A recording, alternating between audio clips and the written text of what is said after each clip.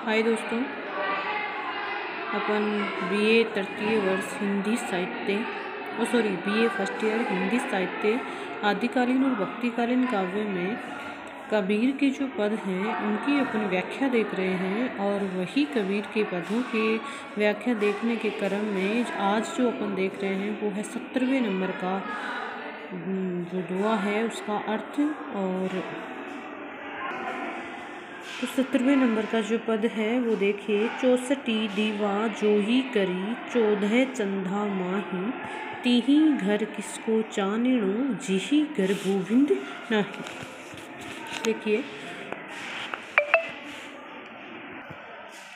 जो कठिन शब्द हैं उनमें देखिए एक बार, 64 दीवा जोही करी 14 चंदा माही। 64 का मतलब 64 दीवा दीपक, जोई करी जलाना प्रज्वलित करना, 14 चंदा माही, माही का मतलब होता है भीतर, तीही घर किसको चानिनो, तीही का मतलब है उस, चानिनो का मतलब है प्रकाश या उजाला, जिही घर गोविंद नाही, जिही का मतलब है जिस, घरी का मतलब है घर में। तो दोस्तों देखिए इसमें अपन देख रहे हैं प्रसंग के रूप में अगर देखें तो प्रस्तुत साखी कबीर के गुरुदेव को अंग से ली गई है। कबीर इसमें भगवान के निवास स्थान भगवत के भक्ति है। भगवान की भक्ति के बिना सारी विद्या और जो कलाएं हैं उनको व्यर्थ बता रहे हैं। मतलब भगवान की भक्ति के बिना जो भी कुछ अगर आपको आता है वो सब व्यर्थ है, ये सब बताया है। तो कबीरदास जी कह रहे हैं कि 64 दीवा जो ही करे 14 चंदा माही, कि किसी घर में 64 दीपक जले हो और चंद्रमा जो है अपनी 14 कलाओं के साथ में प्रकाश दे रहा हो। चंद्रमा की 16 कलाएँ मानी जाती है, 14 कलाएँ।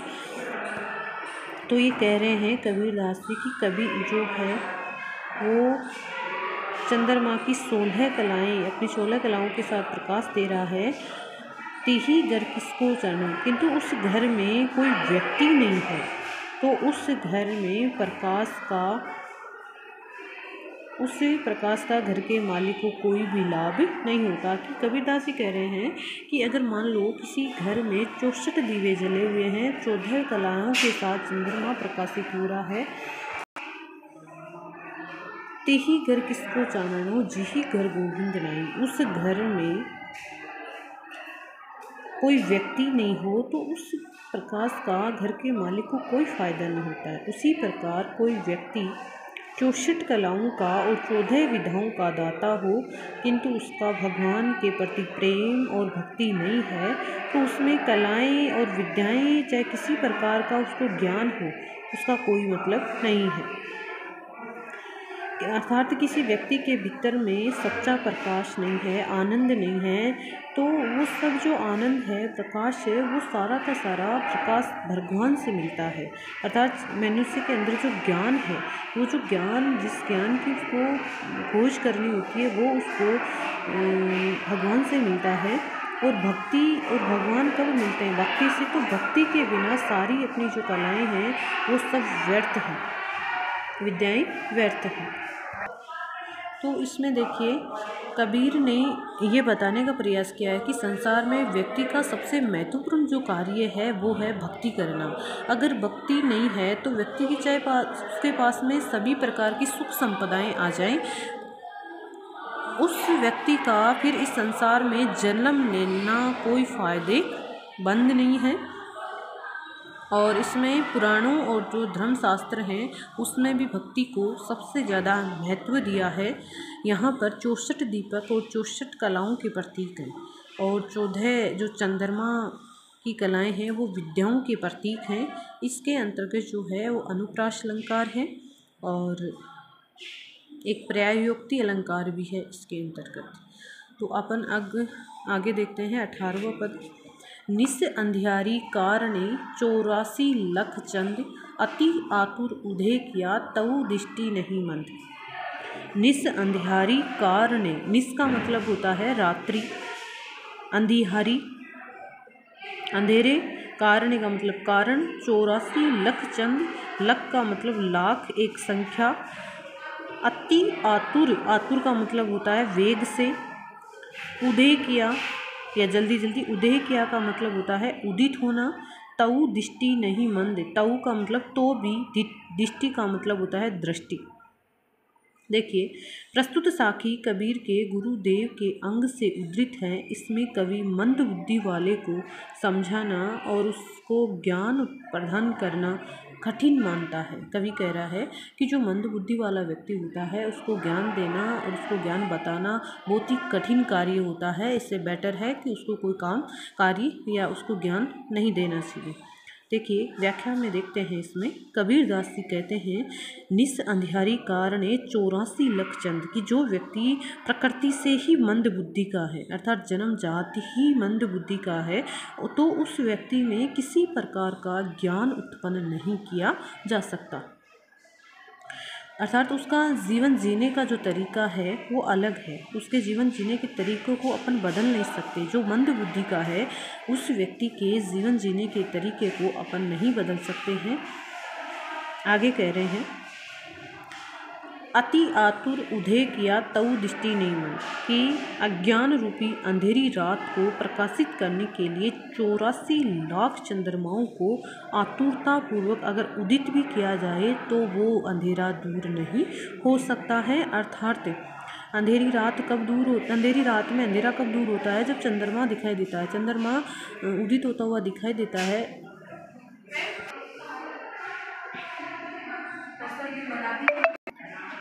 अर्थात समझाने का प्रयास ये करें कि जिस प्रकार होता है ना, अंधेरी रात और उजाला, मतलब चांदनी रात बोलते हैं आप, तो अंधकार कब दूर होता है? जब चंद्रमा उदित होता है। तो यहाँ पे कह रहे हैं कि अगर कोई मंद बुद्धि का व्यक्ति है तो उसके पास में 84 लाख चंद्रमा भी अगर अपन प्रकाशित कर देंगे तो उसका जो अंधेरा है वो दूर नहीं होने वाला है।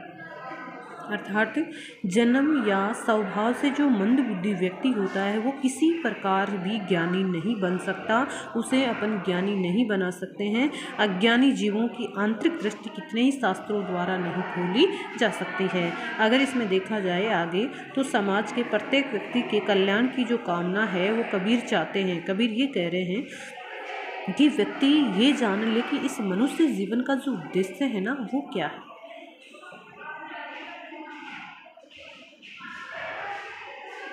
अर्थात कुछ लोग है ना शास्त्रों के द्वारा ज्ञान प्राप्त कर लेते हैं, सिद्धियां प्राप्त कर लेते हैं, लेकिन फिर भी उनको इस मनुष्य जन्म का वास्तविक जो मोल है उसका पता नहीं है। तो कबीर यही बात इसमें समझाने का प्रयास कर रहे हैं।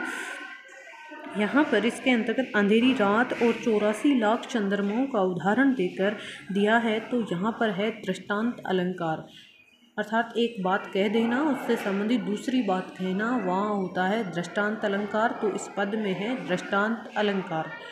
तो अगला पद अपन देख रहे हैं, बही भली जू गुर मिला नहीं तर होती हानि, दीपक दृष्टि पतंग जू पड़ता पूरी जानी।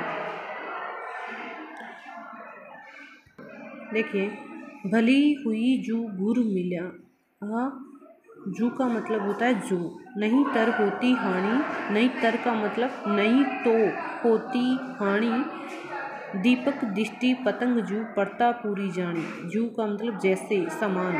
प्रस्तुत जो साखी है वो कबीर के गुरुदेव के अंग से उद्धृत है। कबीर इसमें अपना सौभाग्य ये मानते हैं कि मुझे संसार में, माया रूपी संसार में मुझे गुरु मिल गए हैं और वो ये है मेरा परम सौभाग्य है। यही बात कबीर इस पद में बता रहे हैं। 19 नंबर का जो पद है वो है, देखिए, कबीरदास जी कहते हैं, भली हुई जो गुरु मिला, कि अच्छा हुआ, भला हुआ जो मुझे गुरु मिल गए हैं। अर्थात इस संसार, माया रूपी संसार में मेरे लिए सौभाग्य की बात है कि मुझे गुरु की प्राप्ति हो गई है। नहीं तर होती हानि, आगे कह रहे हैं, अन्यथा मेरी बड़ी हानि होती। हानि का मतलब होता है हानि, अन्यथा इस संसार में मेरी बहुत बड़ी हानि होती और गुरु के बिना मतलब मेरे को वास्तविक जो ज्ञान है वो प्राप्त नहीं होता। दीपक दृष्टि पतंग जू पड़ता पूरी जानी। देखिए, कबीरदास जी कहना चाहते हैं कि दीपक के प्रकाश से आकृष्ट होकर पतंगा है। देखिए इसमें क्या है कि दीपक दृष्टि पतंग जू पड़ता पूरी जानी, कि दीपक जब जलता है, प्रकाशित होता है, तो पतंगा है उसमें जानबूझ कर आकर जलकर मर जाता है। दीपक के प्रकाश से जो पतंगा है वो आकृष्ट होता है और फिर उसमें जलकर मर जाता है। वही बात कबीर यहाँ कहना चाहते हैं कि मेरा सौभाग्य है कि मुझे गुरु की प्राप्ति हुई है। अगर मुझे गुरु नहीं मिलता तो मुझे इस संसार में आध्यात्मिक उन्नति का सुयोग नहीं मिल पाता, अर्थात मैं इस संसार में मेरे जीवन की जो आध्यात्मिक उन्नति है वो नहीं कर सकता। आगे वो समझाने का प्रयास कर रहे हैं कि ज्ञान के बिना व्यक्ति इस संसार में माया से आकृष्ट होकर अपने जीवन को बर्बाद कर लेता है। ठीक वैसे ही जिस प्रकार जो पतंगा होता है वो दीपक के अंतर्गत आकृष्ट होकर अपनी जीवन लीला को समाप्त कर लेता है। इसमें दोस्तों एक तो है अनुप्रास अलंकार है और दूसरा इसमें उपमा अलंकार का प्रयोग किया गया है। उपमा अलंकार वहाँ होता है जहाँ पर उपमा दी जाती है, तो यहाँ पर उपमा दी गई है। जीवन की जो उपमा है वो दीपक और पतंगे के माध्यम से की गई है, तो यहाँ पर उपमा अलंकार का प्रयोग हुआ है। आगे है माया दीपक नर पतंग भरमी भरमी ईवे पड़न, कहे कबीर गुरु ज्ञान ते एक आध उभरन। देखिए माया दीपक नर पतंग, नर का मतलब होता है मनुष्य या व्यक्ति, भरमी भरमी बार बार, ईवे पड़ंत जो इसमें पड़ जाता है, कहे कबीर गुरु ज्ञान ते कादु ग्रंथ। भरमी भरमी का मतलब मंडरा कर, ईवे कहे भरमी भरमी ईवे, ईवे का मतलब होता है इसमें, पड़ंत का मतलब पढ़ते हैं गिरते हैं, कहे कबीर गुरु ज्ञान ते एक आध उब्रंत। उब्रंत का मतलब होता है बचना, बच जाते हैं, एक आधे बच जाते हैं। देखिए प्रस्तुत जो अगर इसका प्रसंग अपन देखते हैं तो इसमें प्रसंग देखेंगे कि प्रस्तुत जो साखी है वो कबीर के गुरुदेव के अंग से उद्धृत है। इसमें कबीर जी समझाने का प्रयास कर रहे हैं कि मनुष्य माया के आकर्षण में पड़कर स्वयं को बर्बाद कर लेता है, अर्थात माया के जाल से मनुष्य एकाध बार गुरु के ज्ञान को आधार मानकर उभर जाता है। अर्थात इस माया के जाल से मनुष्य कब निकल सकता है, जब उसको गुरु की प्राप्ति होती है, तो गुरु मिल जाता है तो उसको माया ज्ञान इस संसार से मुक्ति मिल जाती है। तो देखिए आगे कह रहे हैं, आगे देखिए इसका अर्थ देखते हैं अपन। 20वें नंबर का है कि माया दीपक नर पतंग, अर्थात देखिए व्याख्या क्या है इसकी। कबीरदास जी कह रहे हैं माया दीपक नर पतंग, दीपक पर मंडराते हुए पतंगों की तरह, जो जिस प्रकार दीपक चलता है तो दीपक के ऊपर जो पतंगे हैं वो आकर मंडराने लग जाते हैं। उस दीपक के प्रकाश से आकृष्ट होकर पतंगे जो हैं वो मंडराने लग जाते हैं। ठीक वैसे ही इस संसार में मनुष्य जो है वो जन्म लेकर माया रूपी दीपक के सामने आकृष्ट होकर उसमें लीन रहता है, माया के प्रति आकृष्ट होता है। कबीर ये बताना चाहते हैं भरमी भरमी विपुरम कि गुरु से ज्ञान प्राप्त करके व्यक्ति माया के प्रभाव से बच जाता है। कबीर बताना चाहता है कि माया का जो आकर्षण है वो बहुत ही प्रबल है, बहुत महान है। मनुष्य जो है वो माया से ग्रस्त होकर अनेक योनियों में घूम घूम कर बार बार इसमें भटकता रहता है। गुरु से ही कहे कबीर गुरु ज्ञान ते कादुपुन, कह रहे हैं कि गुरु माया से मुक्ति दिलाने का उपाय बताता है। ज्ञान प्राप्त लोगों में एकाध व्यक्ति ही माया के प्रभाव से मुक्त रह पाता है। अर्थात कबीरदास जी कह रहे हैं कि संसार में व्यक्ति जो है एक पतंगे की भांति आता है और जिस प्रकार दीपक प्रकाशित होता है तो पतंगा उस दीपक की रोशनी को देखकर आकृष्ट होता है। देखिए मैं बार बार आकृष्ट शब्द बोल रही हूँ, आप लिखते हैं आकर्षित, तो हिंदी में आकर्षित नाम का कोई शब्द ही नहीं होता है, आकृष्ट लिखा जाता है। आ के नीचे री की मात्रा से षटकोण वाला से आधा और ट आकृष्ट। और यहाँ पे ये बता रहे हैं कि ये माया का जो प्रभाव है वो बहुत ज़्यादा गहरा होता है, मनुष्य को अपने आप आकर्षित कर लेता है। और ठीक वैसे ही आकर्षित करता है जिस प्रकार दीपक जो है दीपक को जलता हुआ देखकर पतंगा उसमें अपने आप ही आकर्षित हो जाता है और उसमें पढ़कर अपनी जीवन लीला को समाप्ति कर लेता है। ये है इसका एक आध उपरांत आगे कह रहे हैं कि गुरु है वो ज्ञान देकर इस संसार में माया के जाल में पड़ने से बचा सकते हैं, जिससे एक आध व्यक्तियों का जो जीवन है वो नष्ट होने से बच सकता है। अर्थात आगे कह रहे हैं कि अर्थात जब पतंगा उसमें गिरकर मर जाता है तो आगे कह रहे हैं कि माया की चक्काचौंध से, माया के आकर्षण से व्यक्ति जो है वो मुक्त हो जाता है, उसमें सोचने समझने की जो शक्ति है वो नष्ट हो जाती है। आगे कह रहे हैं कबीर का समझाना ये चाहते हैं कि माया से ग्रसित होकर व्यक्ति जो है अपनी आत्मा का उत्थान नहीं कर पाता है। और आगे एक जगह उन्होंने ये भी कहा है कि माया है ना वो बहुत ठगनी होती है। तो अभी उन्होंने माया से मुक्ति का जो मार्ग है वो बताया है, ज्ञान मार्ग और भक्ति मार्ग, और वो मार्ग अपन को गुरु है वो ही प्रदान कर सकते हैं। अगला है, अभी इसमें देखिए अलंकार और उसकी बात करें तो कौन सा अलंकार है, इसमें एक तो है उदाहरण अलंकार। उदाहरण अलंकार है, उदाहरण अलंकार होता है, एक रूपक अलंकार भी है इसमें, तो ध्यान रखिएगा इसमें उदाहरण अलंकार है, रूपक अलंकार का प्रयुक्त हुआ है। अब अगला देखते हैं, सतगुरु बपुरा क्या करे, जे सी सही माहे चूक, बावे तू प्रमोदी ले जू वंसी बजाई फूक। देखिए सतगुरु बपुरा का मतलब बेचारा, आप बोलते हो ना बापड़ा, क्या करे, तो ये कह रहे हैं कि सतगुरु बपुरा क्या करे, सतगुरु बेचारा क्या करे, जे सी सही माहे चूक, सिसई का मतलब शिष्य ही, शिष्य स्टूडेंट छात्र, माहे चूक, माहे का मतलब मैं, चूक का मतलब यहाँ पे है खोट हो, कमी हो, भावे तू प्रमोदी ले, प्रमोदी का मतलब होता है अर्थ निकाल लेना, प्रमोदी जो शब्द है उसका अर्थ है अर्थ निकाल लेना। जू वंसी बजाई फूक, जू का मतलब जैसे, वंसी बजाई फूक, वंसी का मतलब बांसुरी, वंसी बजाई फूक।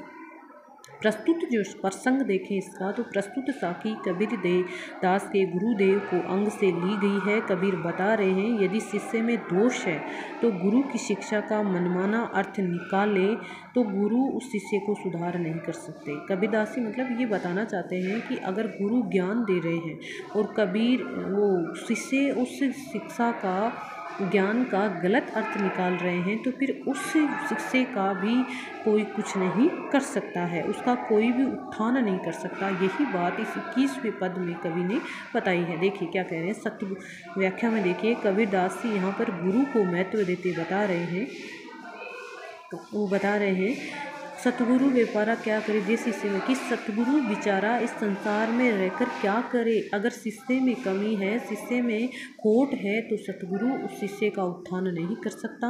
भावे तू प्रमोदी ले जू वंसी बजाई, प्रमोदी का मतलब अर्थ निकाल ले कि अगर सतगुरु कोई ज्ञान दे रहा है तो शिष्य उस ज्ञान का अपने हिसाब से गलत अर्थ निकाल रहा है तो फिर कौन उसको ज्ञान प्रदान करेगा, कोई भी उसका उस ज्ञान को उस शिष्य का उत्थान नहीं कर सकता। अर्थात कहते हैं कि बेचारा सतगुरु तब क्या करेगा जब शिष्य में कमी हो, जैसे बंसी बजाने वाले को फूंक मारकर मनचाहा राग निकाल लेता है, वैसे यदि शिष्य योग्य गुरु की शिक्षा का मनमाना अर्थ निकाल लेते हैं तो उसमें गुरु सुधार नहीं कर सकता है।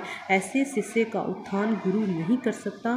शिष्य में जो गुरु के प्रति पूर्ण निष्ठा होनी आवश्यक है, वो गुरु का सतगुरु होना आवश्यक नहीं है, शिष्य का योगदान होना भी आवश्यक। अब यहाँ पे बताया है कि शिष्य गुरु कितना ही वो हो, लेकिन सतगुरु चाहे सतगुरु नहीं हो, लेकिन अगर शिष्य में कमी है तो गुरु चाहे कितना ही बड़ा हो, उस शिष्य का जो है वो कभी भी मतलब उद्धार नहीं हो सकता। जो ब्रह्मोदय वो जैसे चाहे ना वैसे अर्थ निकाल ले गुरु की शिक्षा का तो उसका उद्धार नहीं हो सकता। जो बंसी बजाई फूंक, अर्थात जिस प्रकार एक बांसुरी बजाने वाला फूंक मारकर मन चाह राग निकाल लेता है, वैसे ही शिष्य जो है वो गुरु की शिक्षा का मनमाना अर्थ निकाले अपने हिसाब से तो गुरु उसमें सुधार नहीं ला सकता। ऐसे शिष्य का उत्थान गुरु कभी नहीं कर सकता है। शिष्य में अपने गुरु के प्रति निष्ठा होनी चाहिए, भावना होनी चाहिए, आदर का भाव होना चाहिए। यही बात कबीर ने इस पद में समझाने का प्रयास किया है। अगर देखा जाए तो इसमें भी उदाहरण अलंकार है। देखिए, उदाहरण अलंकार पहचानने का सबसे बड़ा एक नियम है या गुण मान लो कि जिस पद में दोहे में जूं शब्द आ जाता है वहाँ पर उदाहरण अलंकार होता है। तो देखिए इसमें बता रहा है जूं वंशी बजाई फूक, अर्थात इसमें उदाहरण अलंकार है। एक बात कह देना उससे मिलती जुलती उसके लिए फिर उदाहरण प्रस्तुत कर देना, वो होता है उदाहरण अलंकार। और इसके अलावा इसमें सतगुरु वपुरा रे क्या करे रे जैसी सही माहे है चूक, मतलब इसमें कौन सा वर्णों की आवृत्ति हो रही है। तो आपको पता है वर्णों की जहाँ आवृत्ति होती है वहाँ अनुप्रास अलंकार का भी प्रयुक्त होता है। तो इसमें अनुप्रास और उदाहरण अलंकार है। अगला है 22वें नंबर का, संसे खाया शकल जुग संसा किनऊ निखद जे बेदे गुरु अस्पिराम तिनी शसा चूनी चूनी खद। देखिए 22वें नंबर का जो दोहा है उसका देखिए, संसे खाया शकल जुग। संसे का मतलब होता है संसे अर्थात सत्य, सकल का मतलब सारा, जुग का मतलब होता है संसार, संसार संसा का मतलब संसार, किन्हू का मतलब किसी ने, खद का मतलब खाया या नष्ट करना, जे बेदे गुर अस्पिरा, अस्सिरा का मतलब होता है पी नहीं है, ये सही है, अस्सिराम अर्थात अक्षरों से। जे भेदे गुरु अस्सिराम, भेदे का मतलब विद है, गुरु अस्सिराम अक्षरों से। तेनी संसा चुनी चुनी खा, तेनी का मतलब वे, चुनी चुनी का मतलब है चुन चुन कर खाना। अब देखिए इसमें क्या है, प्रश्न देखा जाए तो प्रश्न को बार बार बताने की आवश्यकता नहीं है, आपको पता ही है। इसमें बताया क्या है कि कबीर ने आध्यात्मिक क्षेत्र में, भक्ति के क्षेत्र में संशय को बहुत बड़ी बुराई बताई है। जो संशय होता है ना, शक जिसको बोलते हैं कि शक हो गया, इसको ना सबसे बुरी बताया है। और वे इसमें वर्णन करते हुए कह रहे हैं, कबीरदास जी कहते हैं, संशय खाया सकल जुग, इस आध्यात्मिक संसार में श्रद्धा होना आवश्यक है। जो लोग इस संसार में संशय रखते हैं उनकी उन्नति नहीं हो सकती, अर्थात पूरे संसार को संशय ने खा लिया है। ये पूरा संसार जो है वो संशय से मुक्त नहीं है। संसा किन्होंने खद, अगर गुरु कोई शिक्षा देता है ना तो शिष्य के मन में यह प्रश्न उत्पन्न होता है, क्या ऐसा हो जाएगा कि गुरु अगर कोई शिक्षा देता है ना तो शिष्य स्वीकार नहीं कर पाता है उस चीज़ को, उसे संशय रहता है, उसे शक रहता है, और अंग्रेजी में बोले तो उसको डाउट रहता है। आगे है, जे विधि गुरु अस्सिरा तिनी संसा चुनी चुनी खद, अर्थात कबीरदास जी कहते हैं कि ऐसा कोई भी संसार में नहीं दिखा जिसने संशय को समाप्त कर दिया हो, जिसके भीतर संशय होता ही नहीं है। वे कहते हैं जो व्यक्ति गुरु के अक्षर उपदेशों से पूरी तरह से विध चुका है वह संशय को समाप्त करने में सफल होता है। कि संशय संसार में दूर करना जरूरी होता है, वही व्यक्ति संशय को स्पष्ट कर सकता है, संशय को दूर कर सकता है, जिसको अपने गुरु के ज्ञान के द्वारा वो बंधा हुआ है, गुरु के अक्षरों का, गुरु के ज्ञान को उसने सुन लिया है, वही व्यक्ति संसार से संशय को दूर कर सकता है। तो उम्मीद करती हूँ आपको ये समझ में आया होगा। नहीं आया तो एक बार कमेंट करके बताना, आवाज़ सुनाई दे रही है या नहीं दे रही है। और अभी थोड़ा सा और देख लेते हैं अपन। इसमें देखिए, अगर देखा जाए तो इसमें अलंकार कौन सा है, पुनरुक्ति प्रकाश अलंकार है। इसमें क्या बताया कबीर ने, विशेष ये है कि संसार में भक्ति के मार्ग में श्रद्धा को आवश्यक माना है और संशय जो है, शक है, उसको बाधक माना है। यही भाव इस कविता में बताया है। आगे है, सतगुरु मिल्या तय का भैया जे मनी बड़ी भोल, कौन सा है, 23वां है, सॉरी। चेतनी चौकी बेसी करी सतगुरु दीना धीर, निर्भय होई निसंग भजी केवल कहे कबीर। चेतनी चौकी, चेतनी का मतलब होता है चेतना, ज्ञान। चौकी बेसी करी, बेसी करी का मतलब है बैठ कर। सतगुरु दीना धीर, धीर का मतलब धैर्य। निर्भय, निर्भय। होई निसंक भजी, निसंक का मतलब शंका रहित। केवल कहे कबीर। प्रसंग अगर इसका देखें तो प्रस्तुत प्रसंग कबीर के गुरुदेव के अंग से उद्धृत है। इसमें कबीर संशय मुक्त होने के बारे में बता रहे हैं। कबीरदास जी कह रहे हैं कि चेतनी चौकी बेचकर सतगुरु दीना धीर। कबीरदास जी कहते हैं कि ज्ञान की चौकी के ऊपर बिठाकर गुरुदेव ने मुझे धैर्य बंधाया और मुझे समझाया, निर्भय होइए निसंग भजी केवल कहे कबीर, कि निर्भय होकर निशंक होकर भगवान का भजन कर, इसे अब मैं केवल केवल कह रहा हूँ। अर्थात वो कह रहा है कि मेरे को गुरु ने ज्ञान की चौकी के ऊपर बिठाकर धैर्य दिया था और कहा था कि तू निर्भय होकर इस संसार में भगवान की भक्ति कर, तेरा उद्धार हो जाएगा। देखिए इसमें क्या है, मतलब कबीरदास जी इसमें बताना चाहते हैं कि भजन करने वालों को किसी प्रकार का भय, किसी प्रकार की शंका नहीं रखनी चाहिए। वो ये बताना चाहते हैं कि संसार में जो ईश्वर है वो सब प्रकार से समर्थ है। उसका भजन करने वालों को, उसकी शरण में आने वाले को किसी प्रकार की चिंता करने की आवश्यकता नहीं रहती है। इस कथन में भजन के नाम पर ढोंग करने वाले के ऊपर कबीर ने आक्षेप लगाया है। उन्होंने उनका मतलब तिरस्कार किया है। इस पद में देखिए अलंकार इसमें हुई है, अनुप्रास अलंकार का प्रयोग हुआ है इसमें। तो अपन ने ये 23वां पद है उसका अर्थ देखा है। आगे है 2 पद और देख लेते हैं अपन। सतगुरु मिल्या तय का भैया, जे मनी पाड़ी भोल, पासी बिंठा कपड़ा, क्या करे बिचारी चोर। देखिए इस बार देखते हैं एक बार आप अपन थोड़ा सा। जो 24वां पद है उसमें देखते हैं, सतगुरु मिल्या तय का भैया, जे मनी पाड़ी भोल। तय का मतलब होता है यहाँ पे तो, का भैया का मतलब क्या हुआ या क्या लाभ है, क्या हुआ। जे मनी, मनी का मतलब मन में, पाड़ी का मतलब है पड़ी हुई है। अब ये मत सोच लेना कि इसका ये पाडी है, पाडी का अर्थ अलग आता है, पाडी अलग आता है, सब ये पाड़ी है। भूल का मतलब है भूल, भ्रम। पासी का मतलब है पशु, धूल। बिंटा का मतलब होता है नष्ट होना, विनष्ट होना, मलिन होना। कपड़ा क्या करे बिचारी चोल, चोल का मतलब होता है मजीट होता है, जो एक प्रकार की लता होती है जिसकी मतलब जड़ों से रंग बनाया जाता है, होता है मजीट। अब देखिए प्रस्तुत साखी प्रसंग, देखिए इसका प्रस्तुत साखी जो है वो गुरुदेव के अंग से उद्धृत है। इसमें मन में भ्रम पाले हुए शिष्य को सतगुरु से लाभ नहीं हो सकता। यही बात कबीर ने इस पद में बताई है क्या। कबीरदास सतगुरु के पक्ष में बताते हैं, सतगुरु मिला तय का भी है कि सतगुरु चाहे कितना भी योग्य हो, जे मनी पाड़ी भोल, वह शिष्य की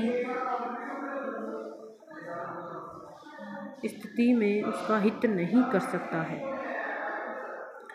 जब शिष्य के मन में किसी प्रकार की बुराई होती है और यदि वह कपड़ा धूल से, प्यासी बिंठा कपड़ा क्या करे बिचारी चोल, वो कह रहे हैं कि यदि कपड़ा धूल से सना हुआ हो तो उस पर मजीट का रंग कभी भी नहीं आ सकता। कि जो मजीट होता है ना, जिससे रंग चढ़ाया जाता है, कबीरदास जी कहते हैं कि अगर कोई कपड़ा धूल से मलिन चुका हुआ है तो उस पर मजीट का रंग कभी नहीं आ सकता, जो कपड़ा धूल से सना हुआ है। ताकि सामाजिक जीवन में श्रेष्ठ उपदेश देने वाले गुरुजनों का ही सदैव योगदान होता है। हमें अपने गुरुओं के प्रति योगदान रखना चाहिए। अर्थात कबीर समझाने कि कपड़ा स्वच्छ होता है तभी उसके ऊपर मजीट का लाल रंग आता है, अगर वो स्वच्छ नहीं है तो उसके ऊपर लाल रंग नहीं आ सकता। ठीक वैसे ही अगर शिष्य का जो मन है वो अगर निर्मल है तभी उसके ऊपर गुरु की शिक्षा का असर हो सकता है। अगर शिष्य का मन निर्मल नहीं है तो उसके ऊपर जो है वो, उनके ऊपर शिक्षा का असर नहीं हो सकता है। यही बात कबीर ने यहाँ पे इस पद में बताई है। तो इसमें अगर अलंकार की अपन बात करें हैं तो वह अलंकार है अनुप्रास और दृष्टांत अलंकार का इसमें प्रयुक्त हुआ है। तो उम्मीद करती हूँ आपको ये वीडियो जो है पसंद आया होगा, इसका अर्थ आपको समझ में आया होगा। दोस्तों एक बार मुझे बताना कि अब भी अगर आपको आवाज़ में दिक्कत आ रही है तो कमेंट करके मुझे ज़रूर बताइएगा। और आपको ये वीडियो कैसा लगा ये भी कमेंट करके बताना है। और सब्सक्राइब कीजिए, लाइक कीजिए, शेयर कीजिए। धन्यवाद। आज के लिए इतना ही।